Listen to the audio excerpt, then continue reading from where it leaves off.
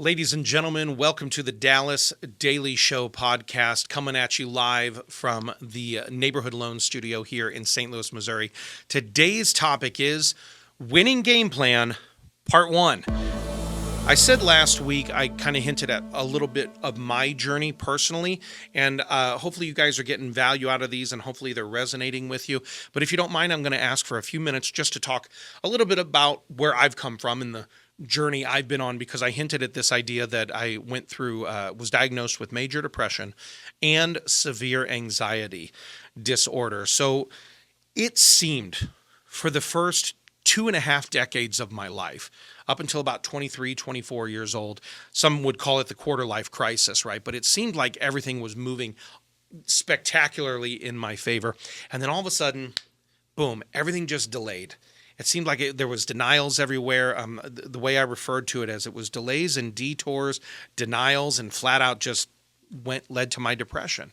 And I was not aware that it was depression at the time. My wife and I had moved to Southern California. We were both in Los Angeles working in the industry, the entertainment industry. And I had done some work as an actor.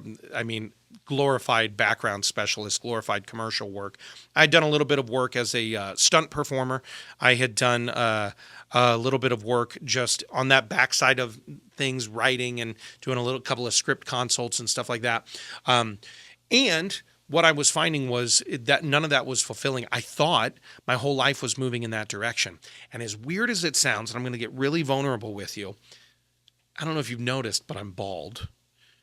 When I started losing my hair, all of a sudden my castability changed completely. All of a sudden I wasn't going out for the roles that I used to be going out for. All of a sudden I was no longer like leading man, quote unquote. I was now the sidekick. I was now the character actor. And it completely kind of redefined who I thought I was, because when you're in one of those performative arts, some of what happens to you is this idea that you are what you do, and your whole life is kind of based on how well you perform. And I'm a psychologist's dream. They're like, oh my gosh, yeah, that exterior locus of identity, right?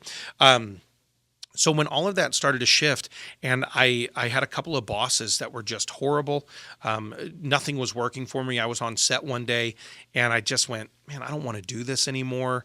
Then I started doing stand-up comedy while I was out there. People ask me all the time, you're an introvert, Dallas. Why are you so comfortable on stage? I just have been on stages for a long time, and I love the art and the craft of stand-up comedy, and I worked at places like I regularly performed at the Hollywood Improv, the world famous Comedy Store, and other little places you'd never know. And I did what they would call hell gigs. I mean, I did performances in the back of a pool hall with a Dodgers game going on behind me. Every now and again, I still do corporate stand-up sets and things like that. But during that time, I was really starting to spiral downward. And we talk about the spiral sometimes, right? The delays and the detours and the denials had me spiraling downward into despair in a lot of ways. And suicidal ideation became a part of the conversation regularly. And I all of a sudden had no sense of value in myself because everything had been disrupted. I think it was a necessary part of my journey as a human, and I can say that now without much emotion because I went through the other side of it. But during that, I preface all this by saying, you guys have heard me say I'm a huge sports fan. We end this show. I mean, I have you download the positive play calls. We end this show with have a championship day. I want you to have a winning life. I mean, this whole series is called the Winning Gameplan. So I'm a big fan of football, specifically NFL football. And during this whole time, as I'm spiraling downward, I'm realizing I'm just losing at life. I'm losing yardage. I'm losing ground. I'm looking up at time itself, and I'm losing time on the clock. And it got so bad one night that my wife, I had a particularly bad spiral one evening, and she, God bless her, felt like she couldn't tell anybody about it.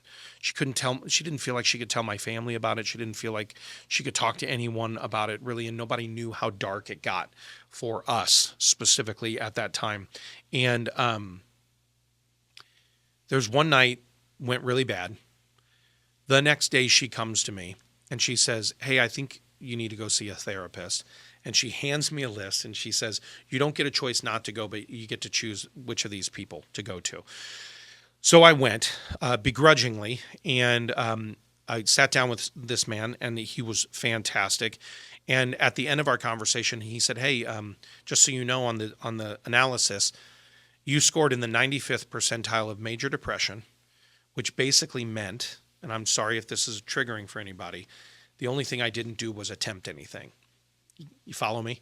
So I scored in the 95th percentile on major depression, and I was in the 95th percentile on severe anxiety disorder as well. I'm going to talk about those a little more throughout this week, but here's what it came to. I felt like I was losing at life.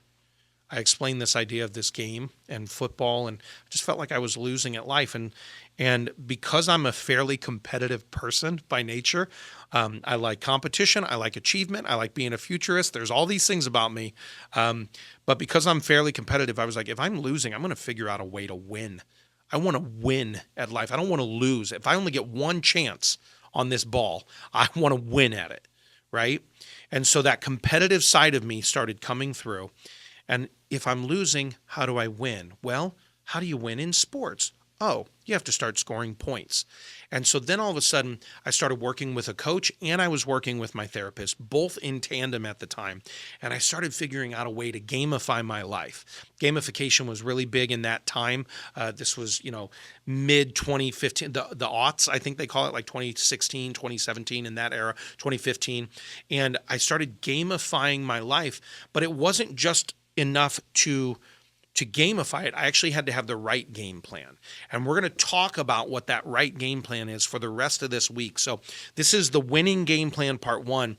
And the next 4 days, we're going to talk about the winning game plan for the rest of your life, because I'm going to give you 4 ways that you can win. And I call them the 4 I's.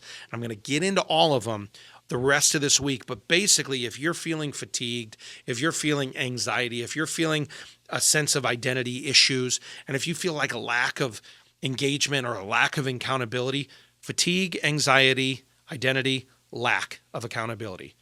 Fatigue, F, anxiety, A, identity, I, lack of accountability, L. F-A-I-L. If you feel like you're failing, I'm going to teach you how to win for the rest of this week. And I hope you can join me. Now, there is a tool and a resource we're going to give you here. I know I'm going an extra minute long on today's episode, but I felt it important to tell you a little bit about my story. At our website, which is dallasdailyshow.com, I have a tool and a resource for you. It's called the Positive Play Call. I'm going to hold it up to this camera here, Taylor, if we can maybe show that. You can see I print mine up on cardstock, and it's 5 days, because this show goes 5 days a week. And what you can do is you can cut them up into little like prescription cards, little play calls. And I keep them, guys, I keep them on my mirror. I keep them on my dashboard. I keep them on my bookshelf. But this is what I want you to do. I want you to go to dallasdailyshow.com. I want you to download the Positive Play Call book. And on the first one, I'm going to go ahead and hold this up. You're going to cut it up and you're going to say those words. See if we can get that. I will win today because I am a champion. I will win today because I am a champion. That's what you're going to write on your Positive Play Call. All right? That is what I want you to do. Download that. This whole week is going to be about your winning game plan, and you're going to write, I will win today because I am a champion. Because, my friends, you are. There are 2 potential futures out here. You'll hear me talk about that even more next week in our Mind Shift calls. But there are 2 potential futures out here, and the future you want to become is a champion. You're a winner. You're not helpless. You're not hopeless. You're not worthless. You are a champion. And that's what I want you to do today. I want you to have a championship day. I always say it, don't I? I always say it to you. This is part of it. Daily stories of insight, inspiration, and now we're adding daily action. Small little implementable things. Write this out. I will win today because I am a champion. Put it in a book. Put it wherever you need. Go to dallasdailyshow.com. Download the Positive Play Calls. And now I really will end it with that phrase. Have a championship day. Thanks for listening to my dad's podcast.